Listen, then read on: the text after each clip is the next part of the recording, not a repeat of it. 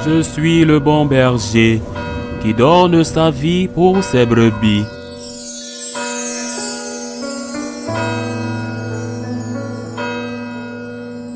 En ce temps-là, les pharisiens et les scribes dirent à Jésus: les disciples de Jean le Baptiste jeûnent souvent et font des prières, de même ceux des pharisiens. Au contraire, les tiens mangent et boivent. Jésus leur dit: pouvez-vous faire jeûner les invités de la noce pendant que l'époux est avec eux? Mais des jours viendront où l'époux leur sera enlevé. Alors, en ces jours-là, ils jeûneront.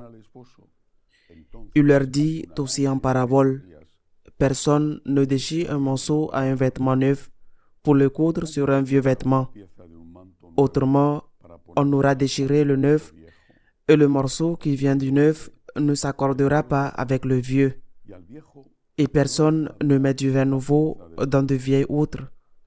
Autrement, le vin nouveau fera éclater les autres et se répandra, et les autres seront perdus.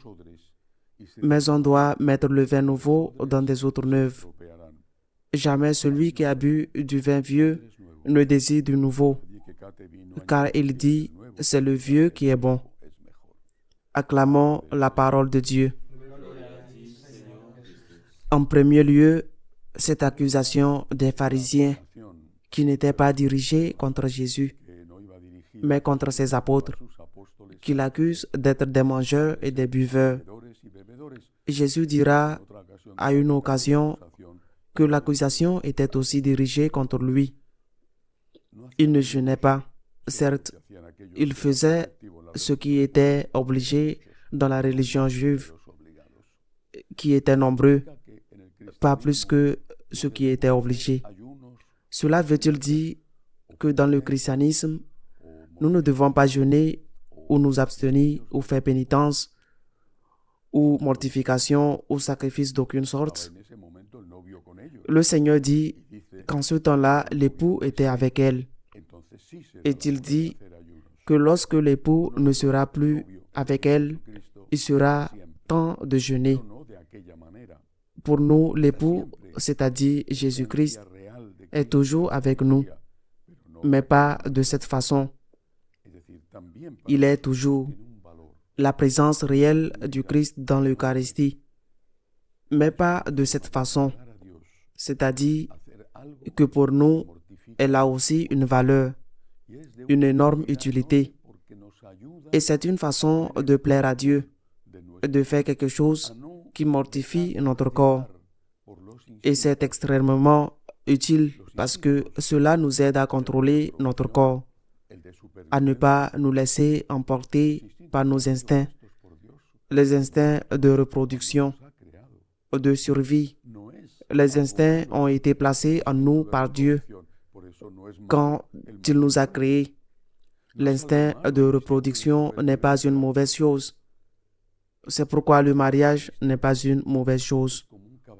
L'instinct de survie n'est pas une mauvaise chose.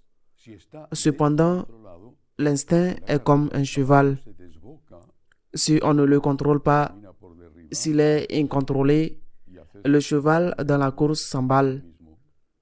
Il finit par renverser le cavalier et sûrement par se blesser. On peut avoir une voiture extraordinaire avec une puissance magnifique, mais si on ne la contrôle pas, si vous ne la contrôlez pas, si vous ne savez pas conduire, si vous ne savez pas prendre les virages, si vous ne savez pas de ne pas doubler, par exemple dans une pente où il n'y a pas de visibilité, cette puissance se retourne contre vous parce que vous ne la contrôlez pas et vous détruit avec un accident. C'est pourquoi la pénitence, le jeûne, la mortification sont recommandés et toujours recommandés par l'Église et bien sûr par de nombreux saints. Je pense surtout à Saint François d'Assise. Mais à quelles conditions? Première condition, ce n'est pas une fin, c'est un moyen. Et c'est un moyen, non pas parce que Dieu aime que tu souffres, mais parce que c'est un moyen de te maîtriser. C'est l'objectif. Deuxième condition, ne pas se croire meilleur que l'autre, parce que la parabole du publicain et du pharisien qui entrait dans le temple pour prier pourrait arriver. Ne te crois jamais meilleur que l'autre, parce que tu vas à la messe, parce que tu gardes les commandements, parce que tu fais pénitence. Laisse Dieu être Dieu. Ne juge pas la personne. Ne juge pas et tu ne seras pas jugé. Ce que tu fais est mieux. Est-ce que cela veut dire que tu es meilleur? Ce que l'autre fait est pire, est mauvais. Est-ce que cela veut dire que c'est mauvais? Nous pouvons juger les actions. Nous ne pouvons pas juger les personnes. C'est à Dieu seul de le faire. Laisse Dieu être Dieu et demande au Seigneur le pardon de tes propres péchés, qui ne sont peut-être pas aussi nombreux que ceux de l'autre personne, mais tu en as aussi. Deuxième message de l'évangile d'aujourd'hui. Dans la parabole du vin nouveau, dans les autres neuves, le Seigneur se référait au judaïsme dans le contexte où il était interrogé sur la mortification et le jeûne. Le judaïsme est une religion révélée. C'est avec le christianisme la seule religion révélée, la seule. Les autres ne sont pas des religions révélées. Les autres ont des semina verbi. Saint Paul dit des semences de la parole, bien sûr, parce que l'homme, avec son intelligence créée par Dieu, avec son intuition placée par Dieu dans la nature humaine, a eu l'intuition de certaines choses, par exemple, la vie éternelle. Mais cela ne veut pas dire qu'il y a eu une révélation. Une révélation est quelque chose qui vient de l'extérieur. Ce n'est pas quelque chose qui naît de l'intérieur. Ce qui naît de l'intérieur, c'est le fruit de l'homme. Mais s'il a été placé là, dans la création, par Dieu, ce qui vient de l'extérieur, c'est une œuvre explicite de Dieu. Ce qui se passe, c'est que le judaïsme était la vieille outre. La vieille outre signifie la révélation n'était pas terminée. Elle a commencé. Elle a commencé avec Abraham. Il y a les merveilleux prophètes, le reste des livres, même ceux qui sont plus difficiles à comprendre, le ouellet. Eh bien, mais c'est tout ce qu'il y avait. Notre Seigneur Jésus-Christ, vrai Dieu et vrai homme. L'Église enseigne que la révélation se termine avec la mort du dernier des apôtres, parce qu'ils ont écouté Jésus. Ils l'ont entendu. Ils l'ont transmis en obéissant à sa parole. Allez et prêchez. Cela signifie que le vin nouveau doit être versé dans des outres neuves. C'est-à-dire que vous, chrétiens et non-juifs, devez honorer Dieu et l'aimer d'une manière nouvelle, pas d'une manière contraire, pas nécessairement, mais d'une manière nouvelle. Sur quoi l'Ancien Testament insistait-il? Sur la crainte de Dieu.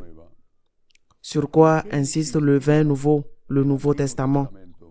Sur l'amour de Dieu, mais un amour qui ne méprise pas, qui n'élimine pas la peur. Je dois avoir du respect pour Dieu, du respect.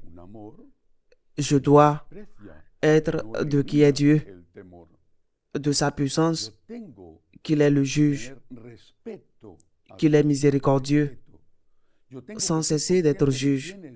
Et Jésus-Christ vient m'enseigner que ce Dieu révélé, tout-puissant, un seul Dieu, et non plusieurs dieux, un seul, tout-puissant, Seigneur, juge et miséricordieux. Ce Dieu est notre Père. Et ce Dieu n'est pas seulement un, mais trine. c'est-à-dire trois personnes distinctes en un seul vrai Dieu. Si devant Dieu, j'ai la même attitude qu'un juif, je suis un juif. Nous pourrions dire, en utilisant l'exemple que le pape Benoît a donné des païens baptisés, nous pourrions dire un juif baptisé. Mais je suis un juif. Spirituellement, je suis un juif. D'autre part, lorsque j'ai l'attitude que Jésus m'a enseignée, celle de la gratitude et de l'amour, alors je ne suis pas seulement une personne baptisée, mais un catholique baptisé. Et comment puis-je remarquer la différence entre avoir une attitude de respect, de peur et avoir une attitude de peur et d'amour? La peur vous pousse à faire le minimum. Vous avez peur d'enfreindre une loi et d'être puni. Par exemple, d'enfreindre une loi qui vous dit que vous devez payer des impôts et que vous serez puni si vous ne les payez pas. Vous avez peur et vous payez les impôts.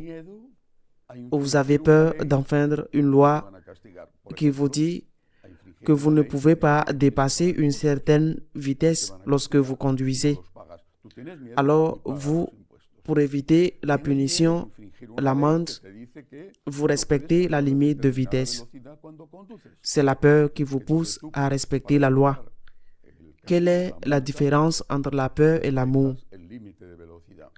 La peur pour chercher le minimum. Tu ne diras pas, je dois payer tant d'impôts, mais je payerai plus d'impôts. Tu ne diras pas, je dois atteindre cette vitesse, et si je peux, et sans être dangereux, j'irai moins vite. Au contraire, l'amour te conduit à donner le maximum de toi-même. Voilà la différence. L'ancienne outre, marquée non pas exclusivement, mais surtout par la peur, te conduit à donner le minimum. La nouvelle outre, marquée par le respect et surtout par l'amour, te conduit à essayer de donner le maximum de toi-même. Dans l'ancienne outre, on te disait ne vole pas. Et si tu veux, tu peux faire l'aumône. Et les Juifs le font. Dans la nouvelle outre, on te dit ne vole pas. Mais tu as l'obligation, pas l'option, l'obligation de faire l'aumône. Souviens-toi de la parabole du bon samaritain. Dans l'ancienne outre, on te disait ne mens pas. Et dans l'autre neuve, on te dit ne mens pas, mais tu dois dire la vérité. Dans l'ancienne outre, on te disait œil pour œil, dent pour dent. C'est-à-dire, contrôle ta vengeance. Tu peux la faire, mais contrôler. Dans la nouvelle, on te dit aime ton ennemi. Fais du bien à celui qui t'a fait du mal. Sommes-nous des chrétiens?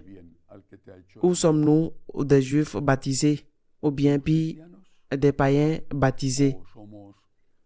Si nous voulons être chrétiens, nous devons entrer dans la religion de l'amour, avec le respect dû à Dieu, en étant conscient qu'il a des droits sur nous et que nous avons des obligations envers lui, mais en allant au-delà de nos obligations.